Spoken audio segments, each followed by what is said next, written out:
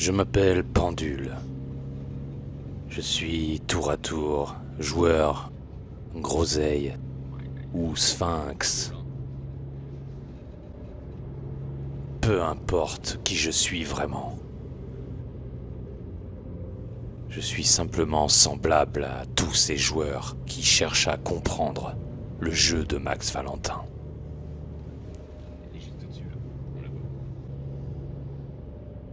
Je n'avais pu retenir une envie irrépressible et soudaine de venir à Dabo. J'avais parcouru des kilomètres pour arriver jusqu'ici. Et je n'avais plus de doute.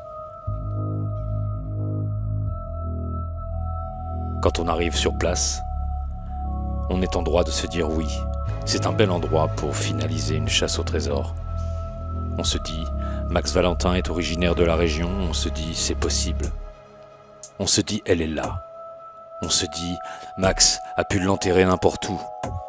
En ce sens qu'il apparaît évident que de nombreuses caches sont envisageables par ici. On se dit, elle est là, et justement, elle n'est pas n'importe où. C'est vertigineux.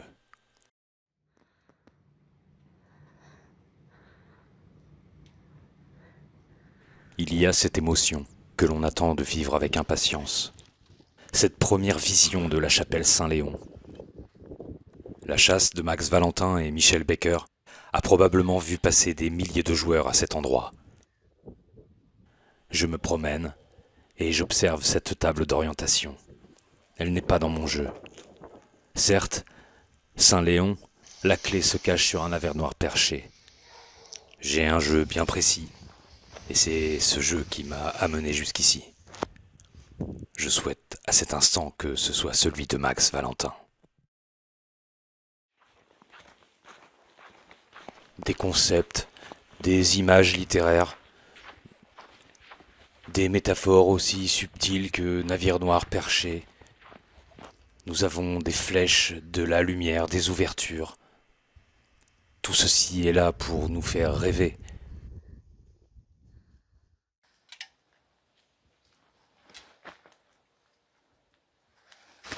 La flèche. Mais quelle est donc la réalité du jeu de Max Valentin? Je me suis réveillé un matin avec cette vision, ce Eureka. Bon sang, mais c'est sous nos yeux. Alors, bien sûr, certains parleront et riront en considérant que cette hypothèse de changement de braquet est tirée par les cheveux, voire abusive, mais je demanderai aux plus dubitatifs d'entre nous de considérer ceci. Michel nous dit que la chasse ne tient qu'à une nièce manquante de Max Valentin. Max, dont la mort prématurée a empêché la délivrance de cette nièce. Secondo, Michel affirme et maintient que le jeu est valide en l'état, ce à quoi je souscris. Car si je m'arrête à ces réflexions sans grand intérêt pour ma part, car j'ai confiance en Michel, j'observe simplement que l'organisateur est honnête, avec un jeu sous contrôle d'huissier, ceci m'assurant qu'il serait pénalement responsable de déclarations mensongères. Certains auront probablement besoin d'entendre cela. Résumons.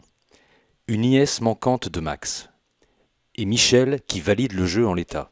Ceci m'interroge sur l'ensemble des vocaux de Michel. Si c'est valide, alors c'est que Michel appuie dans le sens de cette nièce manquante. Michel nous met sur la piste de Max, en intervenant durant les vocaux. Mon hypothèse est que certes, Michel intervient pour aborder des questions globales sur le jeu, et il n'hésite pas parfois à rentrer dans le détail sans dévoiler le jeu.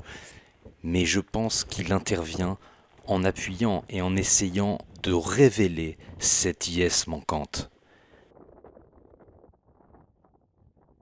Si je reprends ces éléments ici, c'est parce que dans ma théorie, Max a développé un jeu très personnel, avec des éléments dont il disposait, en plus de ceux qu'il a élaborés lui-même, pour constituer sa carte au trésor. Je vais développer ici le jeu que je crois comprendre de Max, et les raisons pour lesquelles, sans l'IS supplémentaire, nous ne saurions le comprendre. Considérons enfin que Michel a un vocable bien à lui. Il évoque des notions de changement de braquet, de déclic, de quelque chose qui est sous notre nez, sous nos yeux, etc. Il parle d'histoires de pirates, de repères, que c'est si incroyable que personne ne le croira. Eh bien, je vais rester simple et reprendre le jeu qui m'a amené jusqu'ici, à la chapelle Saint-Léon de Dabo. Oui, car les énigmes confirment Dabo. La première me dit qu'une clé se cache sur un navire noir perché. Je ne sais pas où elle se trouve à cet instant. Je la rencontrerai plus tard. La deuxième me pointe une petite ville sur la carte 989, une petite ville du nom de Dabo. Et cette énigme me dit par ailleurs d'y trouver une spirale à 4 centres, ce que je suis incapable de faire pour le moment. Une troisième me pointe également Dabo sur la carte 989, et j'ai cette indication supplémentaire de 650 mètres d'altitude qu'une flèche d'Apollon serait censée atteindre. Puis vient la 560, et ce trait à ne pas regretter qui, par l'ouverture, nous pointe Dabo. Je change donc de carte, d'échelle, de vision, et prends la carte IGN de Dabo.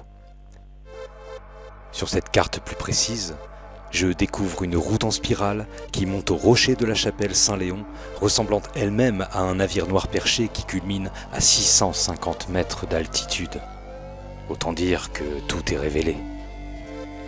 Avant de vous dévoiler mon changement de braquet, tellement simplissime qu'il est une torture à notre intelligence, je vous laisse avec quelques secondes de Michel Becker.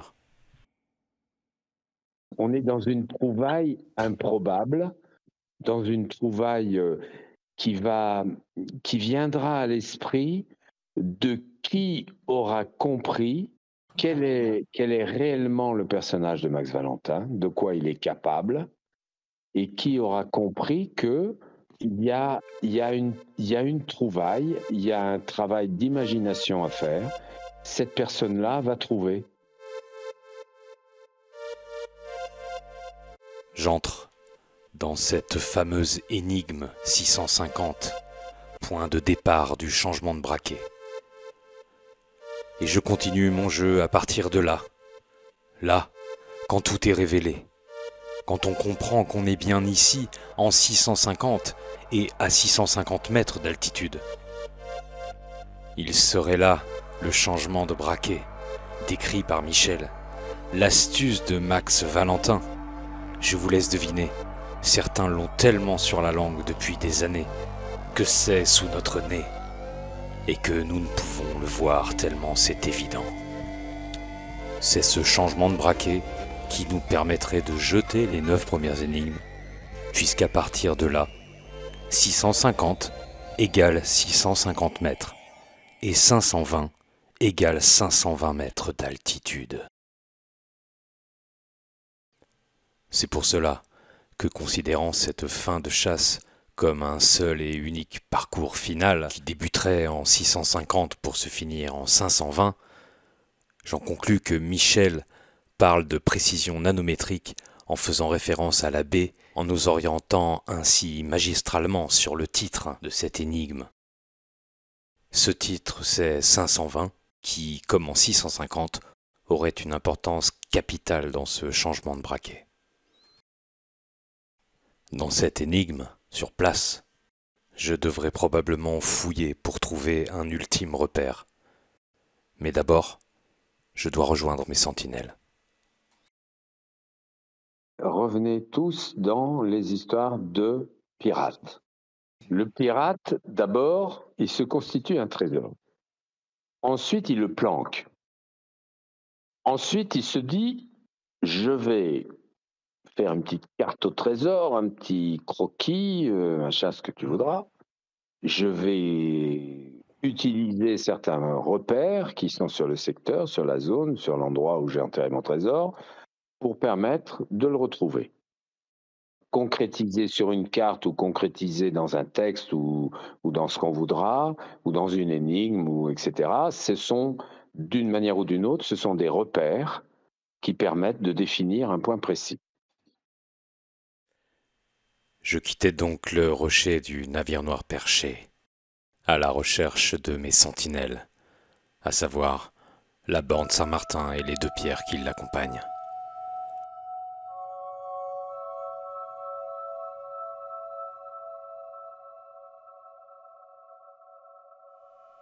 Venant du septentrion glacé, lumière qui fait resplendir les ténèbres, guide vos exigences. Vous êtes ce chevalier de Scandinavie, le seul maître à bord de ce bijou de technologie et de raffinement. Saab, supérieur aux autres bagnoles.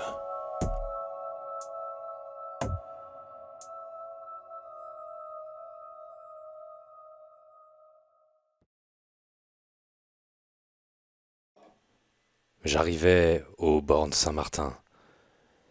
C'est un lieu merveilleux, plein de mystères, pour celui qui les découvre la première fois. J'étais excité à l'idée d'opérer ce passage en revue, de tester cette expression, le passage en revue. Ce passage en revue permet de dénombrer des choses, de vérifier ce qui manque ou se détache.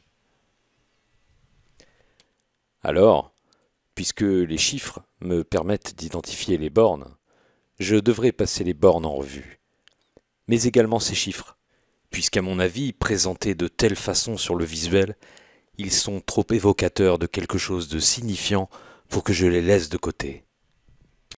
Je savais déjà que mon point de chute devrait être à 520 mètres d'altitude. Il ne me resterait donc qu'à opérer ce passage en revue, qui me permettrait d'obtenir une mesure probablement, ainsi qu'une direction pour trouver ce point culminant, là où Max aurait enterré sa chouette, à 520 mètres d'altitude.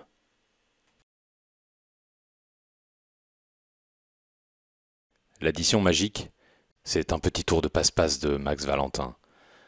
7172 1075 71 72 10 75 71 72 7 plus 3 égale 10 75 7 plus 1 égale 8 7 plus 2 égale 9 7 plus 3 égale 10 7 plus 5 égale 12. Il manque donc 7 plus 4 ou encore 11. D'après les vocaux, Michel nous explique que celui qui a les chiffres a la chouette. Puisqu'avec mon changement de braquet, j'ai l'altitude où elle se trouve, qu'il me manque malgré tout la direction pour trouver cette altitude, je pense que ce 11 est à multiplier à la mesure de 0,33 pour obtenir un move final. Ce move, à partir d'un repère à cette altitude de 520 mètres, nous donnera l'emplacement précis de la cache, le pile-poil. Et puisque le résultat donne 363 cm, j'arrondis à 360 cm, ce qui me fait 3,60 m. Pour justifier la direction de ce dernier move, j'utiliserai comme visée la chapelle Saint-Léon, le navire noir perché, dont la clé se cache à 650 mètres d'altitude, une altitude qui sera visible depuis mon pile-poil. C'est de là que Max a construit sa chasse à l'envers jusqu'aux sentinelles. Il est donc parti du pile-poil, avec des connaissances de terrain, peut-être même une carte bien spécifique, en sachant que toutes les cartes IGN n'affichent pas les mêmes données. Saurons-nous retrouver sur nos cartes la bonne altitude de 520 mètres pour un bon pile-poil? S'il est communément admis que Dabo culmine à 650 mètres, comment se fier à de telles données si elles changent d'une carte à l'autre et d'une année à l'autre? Ainsi, on pourrait considérer que l'IS manquante de Max aurait tourné autour de cette notion d'altitude. Ce qui me permet de penser cela, ou de théoriser autour de cela, c'est encore une fois parce que Michel nous parle de précision nanométrique. En évoquant nanométrique, Michel nous renvoie aux longueurs d'onde et donc à la baie c'est-à-dire au titre des énigmes, et comme nous sommes dans le cadre du changement de braquet depuis la 650 à 650 mètres, 520 serait donc encore une fois à 520 mètres d'altitude. C'est aussi parce que dans les courses automobiles, cher à Max, les courses de côte, tout comme dans les rallyes surprises finalement, les notions d'altitude ont une place prépondérante. Restons simples, comme des pirates, puisque Michel nous y invite. Un pirate des Caraïbes serait-il en mesure d'entreprendre un calcul à 9 chiffres après la virgule pour trouver le pile-poil ?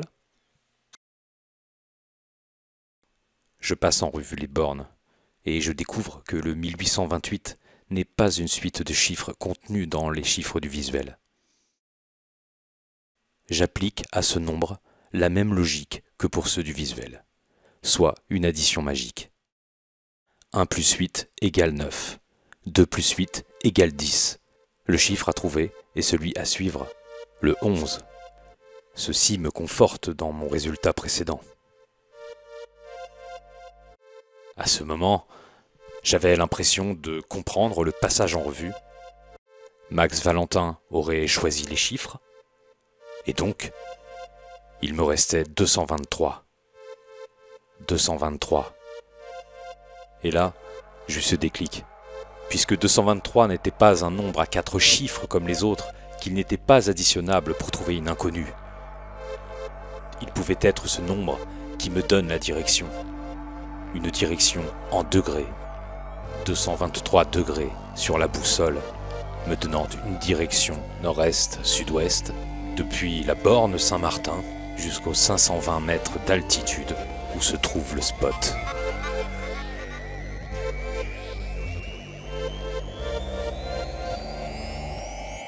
J'ai donné un indice important, très important, qui devrait, pour qui est suffisamment attentif, perceptif, qui devrait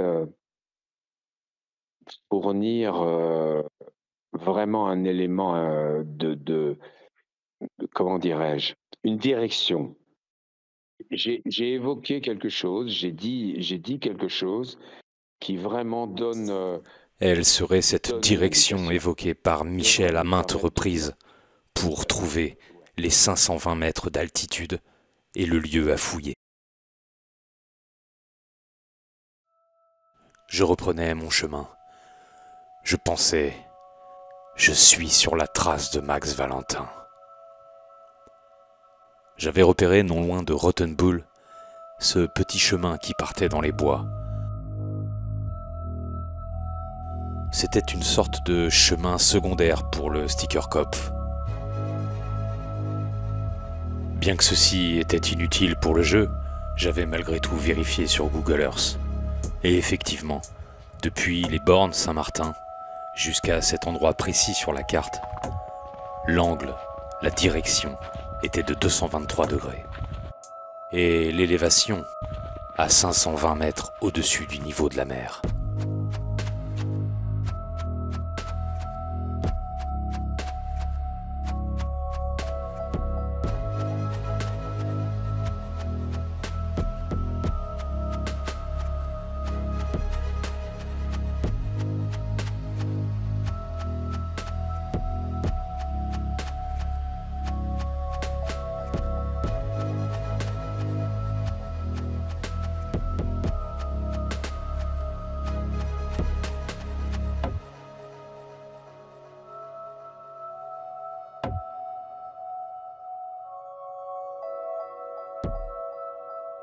J'étais arrivé sur place, en suivant mes intuitions et surtout ce chemin que j'avais repéré.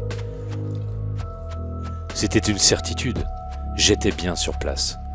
Ce lieu, anodin pour le touriste ou le randonneur, ne l'était certainement pas pour le chouetteur, sur la trace de Max Valentin. Malgré la neige qui avait tout recouvert, je déterminais un point repère. Depuis ce repère, je voyais parfaitement la nef encalminée entre les arbres. C'était une évidence, je pouvais la pointer avec mon doigt.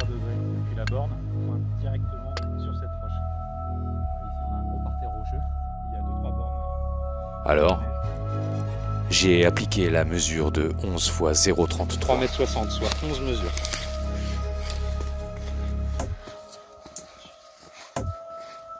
Ici.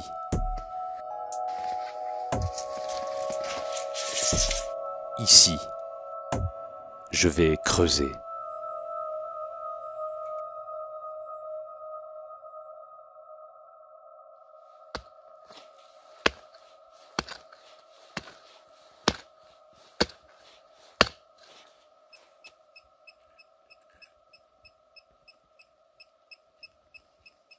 Non mais...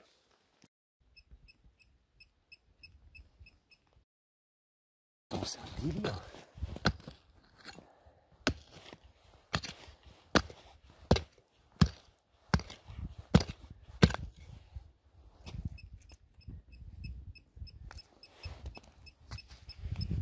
Non, attends, il y a un problème. Il y a un problème. Arrête de filmer. Ça avait été une connerie. Un clou.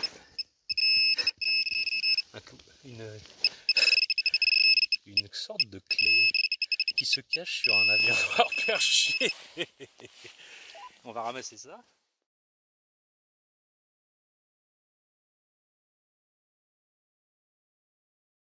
J'étais allé au bout de mon jeu. J'avais fait mon premier trou. Et j'avais le sentiment que ce serait le seul. Car subsistait pour moi une question aussi forte que l'est cette chasse au trésor. Mon changement de braquet est-il le bon ?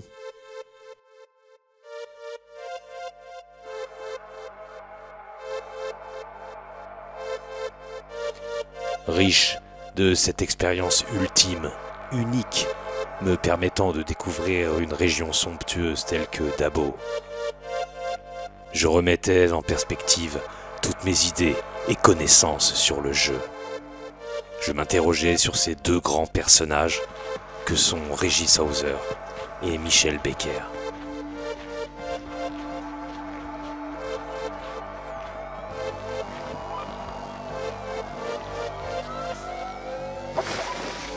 Ouais, Michel de Pendule.